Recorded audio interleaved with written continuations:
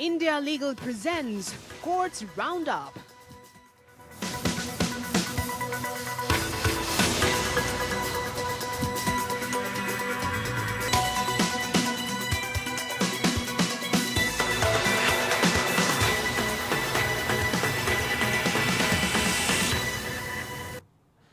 नमस्कार, मैं हूं आपके साथ रविंद्र सिंह। कोर्ट्स राउंडअप में आपका स्वागत है। इस बुलेटिन में अगले आधे घंटे में हम आपको कोर्ट से जुड़े तमाम छोटी बड़ी खबरों से रूबरू करवाएंगे। कोर्ट की कार्रवाई और सुप्रीम कोर्ट से लेकर हाई कोर्ट और लोअर कोर्ट्स तक के फैसलों को आपके सामने रखेंगे। आगे बढ़ने से पहले एक नजर डालते हैं सुर्खियों पर। बुलडोजर कार्रवाई पर आरोपी जावेद पंप की पत्नी की याचिका पर सुनवाई के दौरान इलाहाबाद कोर्ट ने सरकार से 24 घंटे में मांगा जवाब। पंप की बेटी ने कहा, नोटिस पिछले महीने का प्रशासन की मिलीभगत से किया गया तैयार।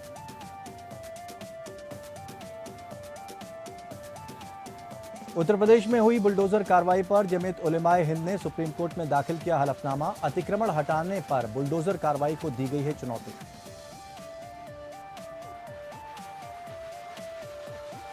नवी मुंबई में कंटेनर टर्मिनल निविदा में अयोग्यता को चुनौती देने वाली याचिका खारिज के खिलाफ सुप्रीम कोर्ट पहुंचा Adani port.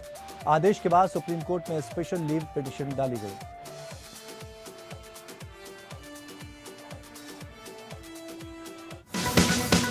India Legal presents Courts Roundup.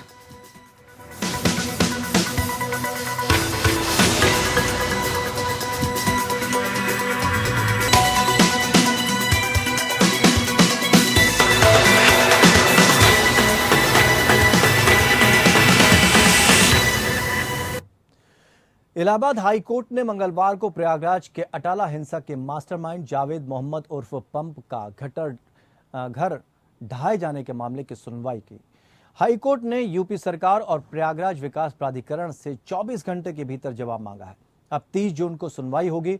आवेदन में परवीन फातिमा ने अवैध तरीके से मकान तोड़ने की शिकायत की है। दोबारा मकान बनने तक रहने के लिए सरकारी आवास मुहैया कराने की मांग की है। वहीं जावेद मोहम्मद की पत्नी ने इलाहाबाद हाई कोर्ट से कहा है कि नोटिस पिछली तारीख का था, प्रशासन की मिलीभगत से इसे तैयार किया गया है।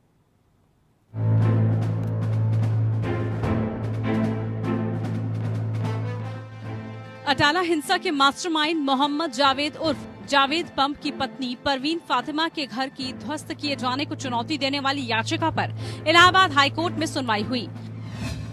कोर्ट ने मामले की गंभीरता को देखते हुए 24 घंटे के अंदर राज्य सरकार से जवाब मांगा है।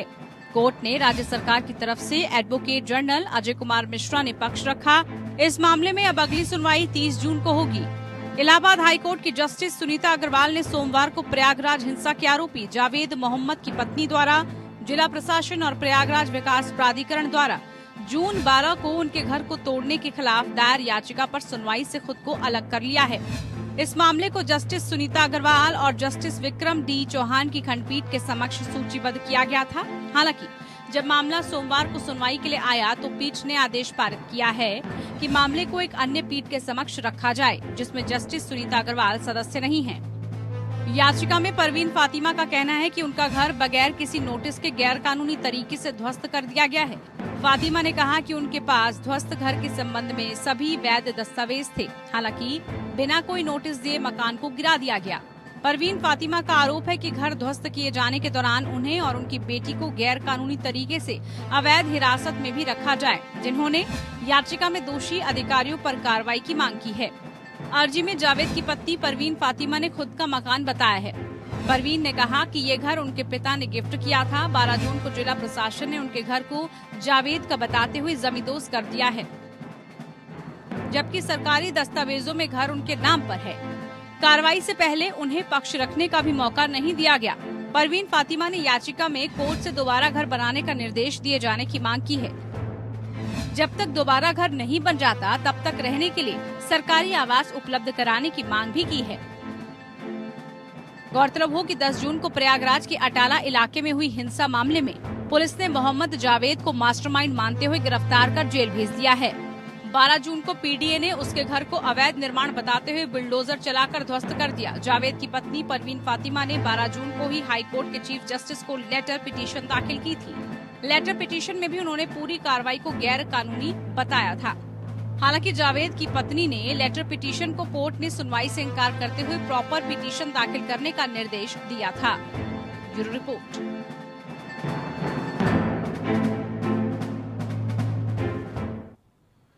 अडानी पोर्ट ट्रस्ट ने जीएनपीए टेंडर में अयोग्यता को चुनौती देते हुए सुप्रीम कोर्ट का रुख किया है। अयोग्यता को चुनौती देने वाली याचिका को खारिज के बॉम्बे हाईकोर्ट के आदेश के बाद सुप्रीम कोर्ट में स्पेशल लीव पिटीशन डाली गई।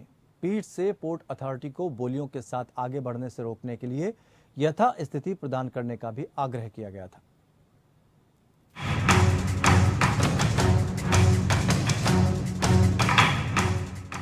अडानी पोर्ट ट्रस्ट और स्पेशल इकोनॉमिक जोन ने जवाहरलाल नेहरू पोर्ट अथॉरिटी के न्यासी बोर्ड द्वारा नवी मुंबई में कंटेनर टर्मिनल के उन्नयन के लिए निविदा में अयोग्यता को चुनौती देने वाली याचिका को खारिज करने के बॉम्बे हाईकोर्ट के आदेश से असंतुष्ट होकर सुप्रीम कोर्ट का दरवाजा खटखटाया है। एसएलपी का उल्लेख सीनियर एडवोकेट एएम सिंघवी ने मंगलवार को जस्टिस सूर्यकांत और जस्टिस जेबी पारदीवाला की अवकाश पीठ के समक्ष किया। पीठ से मामले को बुधवार के लिए सूचीबद्ध करने का आग्रह करते हुए सीनियर एडवोकेट ने इसे प्रस्तुत किया कि हाई कोर्ट ने अयोग्यता को चुनौती देने वाली उसकी याचिका को खारिज कर दिया है और जवाहरलाल नेहरू पोर्ट अथॉरिटी अन्य बोलियों को आमंत्रित करने के लिए आगे बढ़ रही है। उन्होंने पीठ से पोर्ट अथॉरिटी को बोलियों के साथ आगे बढ़ने से रोकने के लिए यथास्थिति प्रदान करने का भी आग्रह किया। सिंघवी ने प्रस्तुत किया, मैं भारत का प्रमुख बंदरगाह प्रबंधक हूं और दिसंबर 2021 की शुरुआत में पोर्ट ट्रस्ट बोली को मंजूरी दे दी है और मुझे 4 महीने बाद अयोग्य घोषित कर दिया गया है। अयोग्यता को मेरे द्वारा चुनौती दी गई थी और आज सुबह वे मुझे अन्य बोलियां बुलाने की धमकी दे रहे हैं। कल तक वे इसमें आगे नहीं बढ़े। अनुबंध की प्रकृति सार्वजनिक बोलियों के माध्यम से जेएलएन टर्मिनल का संचालन और रखरखाव है। पीठ ने टिप्पणी की, हमारी कठिनाइयां ये हैं कि इससे पहले कि हम मामले का फैसला करें, एक प्रक्रिया निर्धारित है। अवकाश अधिकारी के सामने उल्लेख करें, वो अति आवश्यकता की जांच करेगा और फिर ये रजिस्ट्रार के पास जाएगा और अगर ऐसा नहीं होता है तो हमारे सामने इसका उल्लेख करें। सिंघवी ने कहा, योर लॉर्डशिप के निर्देश को रजिस्ट्री द्वारा सीमित नहीं किया जा सकता है। जस्टिस सूर्यकांत ने जवाब दिया, हमने कल एक अपवाद बनाया, मामले को सूचीबद्ध करने का आदेश पारित किया, लेकिन रजिस्ट्री ने मामले को सूचीबद्ध नहीं किया। हम और कुछ नहीं कहना चाहते। हाईकोर्ट के समक्ष अडानी ने जेएनपीए की अयोग्यता को अवैध और कानूनी अधिकारों का उल्लंघन करार दिया था।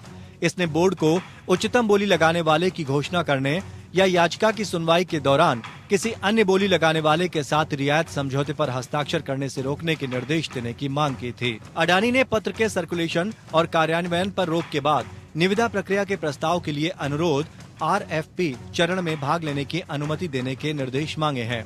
हाईकोर्ट के समक्ष जेएनपीए ने इस आधार पर इसे खारिज करने की मांग करने वाली याचिका का विरोध किया कि अदालत के पास राज्य की वर्तमान आर्थिक गतिविधियों के नियमों और शर्तों की जांच करने की विशेषज्ञता नहीं है, इसलिए वो हस्तक्षेप नहीं कर सकता। चीफ जस्टिस दीपांकर दत्ता और जस्टिस एमएस कार्णिक की बॉम्बे हाईकोर्ट की पीठ ने याचिका खारिज कर दी थी और 5 लाख का जुर्माना भी लगाया था। Bureau report. उत्तर प्रदेश में हुई बुलडोजर कार्रवाई पर जमीयत उलेमाए हिंद ने सुप्रीम कोर्ट में हलफनामा दाखिल किया। जमीयत उलेमाए हिंद ने सुप्रीम कोर्ट में दाखिल हलफनामे में उत्तर प्रदेश सरकार की इस दलील को खारिज कर दिया, जिसमें प्रदेश सरकार पिछली सुनवाई में सुप्रीम कोर्ट से कहा था कि अतिक्रमण हटाने के लिए सरकार नियमों के मुताबिक अतिक्रमण हटा रही है।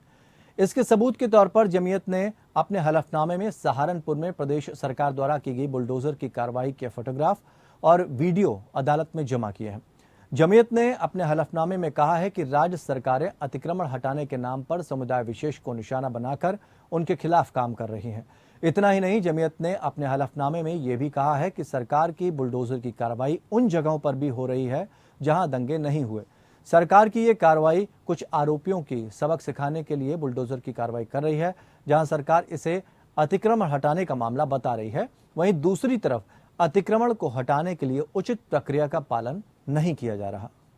जमीयत ने अपने हलफनामे में राज्य में बड़े नेता और अधिकारी के बयान भी कोर्ट में हलफनामे के तौर पर दिए, जिसमें कहा जा रहा है कि दंगा करने वालों के घर बुलडोजर से तोड़े जा रहे हैं। इस मामले पर कल सुप्रीम कोर्ट सुनवाई कर सकता है। अर्ट न्यूज के सह संस्थापक मोहम्मद जुबैर को मंगलवार को पटियाला हाउस कोर्ट में पेश किया गया। पटियाला हाउस कोर्ट की chief metropolitan magistrate Snigdha Sarwaria की कोर्ट में इसे पेश किया गया। इस दौरान दिल्ली पुलिस ने कोर्ट से 5 और दिनों के लिए जुबैर की हिरासत की अवधि को बढ़ाने की मांग की। पटियाला हाउस कोर्ट में दिल्ली पुलिस की तरफ से कहा गया कि जुबैर के ट्वीट हैंडल पर आपत्तिजनक टिप्पणी की गई थी। उस ट्वीट की जांच के बाद दिल्ली पुलिस ने इनको गिरफ्तार किया है। दिल्ली पुलिस के वकील ने मोहम्मद जुबैर को पटियाला हाउस कोर्ट के मुख्य मेट्रोपॉलिटन मजिस्ट्रेट के सामने पेश करते हुए कहा कि हमने उसे गिरफ्तार कर लिया है क्योंकि वो जांच के दौरान सहयोग नहीं कर रहा था। जब वो जांच में शामिल हुआ तो उसके फोन से सभी ऐप हटा दिए गए थे। वृंदा ग्रोवर ने कोर्ट में दलील पेश करते हुए कहा कि जिस ट्वीट पर गिरफ्तारी हुई है वो ट्वीट 2018 का है। उसको लेकर 2022 में किसी ने शिकायत कर दी। ग्रोवर ने कहा कि जुबैर ने फिल्म की एक तस्वीर ट्वीट कर दी थी जिसमें लिखा था हनुमान होटल से लेकर हनीमून होटल तक। जुबैर ने फिल्म की तस्वीर ज्यों की त्यों ट्वीट कर दी थी, कोई एडिट नहीं की गई। ग्रोवर ने कहा कि जैसा हो वैसा ही रहो। ये एक बड़ा देश है, स्वतंत्र देश है, लोग जो चाहें कह सकते हैं, कुछ भी बोलने का अधिकार है। वृंदा ग्रोवर ने जुबैर को कोर्ट में फैक्ट चेकर बताया है। वो सोशल मीडिया पर झूठ का पर्दाफाश करता है, इसलिए बहुत से लोग नापसंद करते हैं उसे। वो बेंगलोर में रहता है। उसे दिल्ली पूछताछ के लिए बुलाया गया। नोटिस किसी और केस के लिए दिया गया था और गिरफ्तारी दूसरे केस में हुई। ग्रोवर ने कहा कि होटल कोई धार्मिक स्थल नहीं है। जुबैर ने किसी धार्मिक स्थल का मजाक नहीं बनाया है, उसके विकृत रूप को दिखाया गया है। ये तो हनीमून पर जाने वाले कपल को लेकर 1983 की फिल्म में एक मजाक था। ग्रोवर ने कहा कि जुबैर फैक्ट चेकर के तौर पर जिन चीजों के लिए स्टैंड लेते रहे हैं उसके लिए कानून का दुरुपयोग करके उन्हें परेशान किया जा रहा है। पुलिस उस ट्वीट के बारे में कोर्ट को उसने बताया जिसमें उन्होंने 2014 से पहले और बाद में हनीमून होटल के नाम को बदलकर हनुमान होटल कर दिया था। इसके अलावा दिल्ली पुलिस ने यह भी बताया कि उनके खिलाफ 2 अन्य मामले भी हैं। फैक्ट चेकर और अर्ट न्यूज के सह संस्थापक मोहम्मद जुबैर को सोमवार को दिल्ली पुलिस ने धार्मिक भावनाएं आहत करने के आरोप में गिरफ्तार किया। दिल्ली पुलिस की पहली सूचना रिपोर्ट एफआईआर में कहा गया कि जिस ट्वीट पर फैक्ट चेकिंग वेबसाइट के सह संस्थापक मोहम्मद जुबैर को कल रात गिरफ्तार किया गया था उसमें ऐसे शब्द और चित्र थे जो लोगों के बीच अत्यधिक उत्तेजक और घृणा की भावना को भड़काने के लिए पर्याप्त से ज्यादा थे। मेघालय हाईकोर्ट के चीफ जस्टिस संजीव बनर्जी और जस्टिस डब्ल्यू डिएंगदो की पीठ ने कहा कि निर्धारित या एसएससी को पुनर्मूल्यांकन नोटिस का जवाब देने के लिए कम से कम 7 दिन का समय दिया जाना चाहिए। याचिकाकर्ता अथवा निर्धारिती ने आयकर अधिनियम 1961 की धारा 148 के तहत नोटिस को इस आधार पर चुनौती दी कि इसे आयकर अधिनियम की धारा 148A के तहत अनिवार्य प्रक्रिया का पालन किए बिना जारी किया गया है। याचिकाकर्ता ने प्रस्तुत किया कि एओ को निर्धारिती को जवाब देने के लिए 7 दिन का समय देना चाहिए। ये नोटिस ईमेल आईडी से जारी किया गया जिसका इस्तेमाल कर निर्धारण वर्ष 2017-18 के लिए रिटर्न दाखिल करने के लिए किया गया। निर्धारिती ने प्रस्तुत किया कि नोटिस निर्धारण वर्ष 2018-19 से संबंधित है और तब तक निर्धारिती की ईमेल आईडी बदल दी गई थी। नोटिस 30 मार्च 2022 को निर्धारिती के पते पर फिजिकल रूप से दिया गया था। उत्तर जारी होने से पहले ही पुनर्मूल्यांकन नोटिस को रिकॉर्ड करके जारी किया गया कि निर्धारिती ने पिछले नोटिस का जवाब नहीं दिया था। अदालत ने आदेश दिया कि निर्धारिती को पुनर्मूल्यांकन नोटिस का जवाब देने के लिए 7 दिन का समय दिया जाए। प्रक्रिया का पालन नहीं होने के कारण धारा 148 के तहत नोटिस एवं आदेश निरस्त किया जाता है। अदालत ने कहा कि निर्धारिती के पास 24 मार्च 2022 के प्रारंभिक नोटिस का जवाब देने के लिए आज से 7 दिन का समय होगा। इस तरह की प्रतिक्रिया पर कोई भी आदेश पारित करने या कोई और कदम उठाने से पहले अधिनियम की धारा 148 के तहत या अन्यथा उपयुक्त प्राधिकारी द्वारा विचार किया जाएगा। दिल्ली हाईकोर्ट ने नए मुख्य न्यायाधीश जस्टिस सतीश चंद्र शर्मा ने मंगलवार को अपना पदभार संभाल लिया। जस्टिस सतीश चंद्र शर्मा ने दिल्ली हाईकोर्ट के मुख्य न्यायाधीश के पद की मंगलवार को शपथ ग्रहण की। दिल्ली के उपराज्यपाल विनय कुमार सक्सेना ने उपराज्यपाल के सचिवालय राजनिवास में एक समारोह के दौरान न्यायमूर्ति शर्मा को शपथ ग्रहण कराई। न्यायमूर्ति शर्मा इससे पहले तेलंगाना उच्च न्यायालय के मुख्य न्यायाधीश के रूप में सेवाएं दे चुके हैं। चीफ जस्टिस ने पद की शपथ लेने के बाद उपराज्यपाल और अरविंद केजरीवाल का हाथ मिलाकर अभिवादन भी किया। यहां ध्यान देने वाली बात यह है कि जस्टिस शर्मा के पदभार संभालने से पहले तक दिल्ली हाईकोर्ट के कार्यवाहक मुख्य न्यायाधीश के रूप में जस्टिस विपिन सांघी पदभार संभाल रहे थे। दिल्ली हाईकोर्ट के कार्यवाहक जस्टिस विपिन सांघी को उत्तराखंड का चीफ जस्टिस बनाया गया है। दिल्ली हाईकोर्ट में जस्टिस DN पटेल के 13 मार्च को सेवानिवृत्त होने के बाद से वहां कोई नियमित चीफ जस्टिस नहीं था। जस्टिस सांघी कार्यवाहक चीफ जस्टिस का कार्यभार देख रहे थे। गौरतलब है कि देश के 6 हाई कोर्ट को रविवार को उनका मुख्य न्यायाधीश मिल गया। इनमें 5 न्यायाधीशों को प्रोन्नत कर मुख्य न्यायाधीश बनाया गया है, जबकि तेलंगाना हाई कोर्ट के चीफ जस्टिस सतीश चंद्र शर्मा को स्थानांतरित कर दिल्ली हाई कोर्ट का चीफ जस्टिस बनाया गया।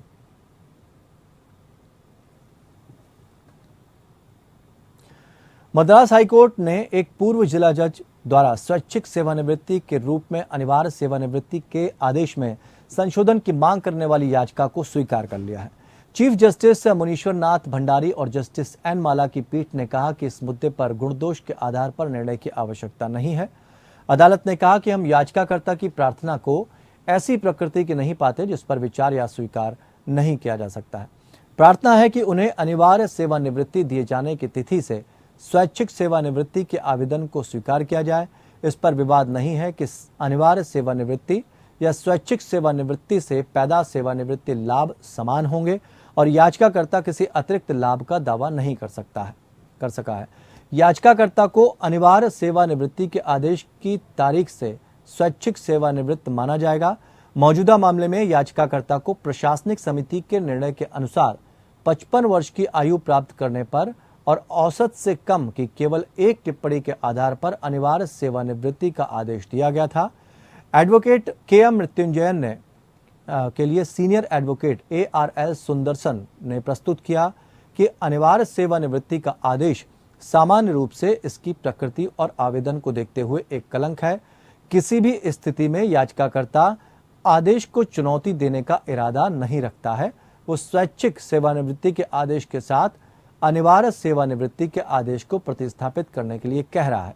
याचिकाकर्ता के तर्कों का विरोध करते हुए प्रतिवादी सरकार के प्लीडर ने प्रस्तुत किया कि अनिवार्य सेवानिवृत्ति से कोई कलंक नहीं जुड़ा है और सुप्रीम कोर्ट ने कई मौकों पर इसे दोहराया है।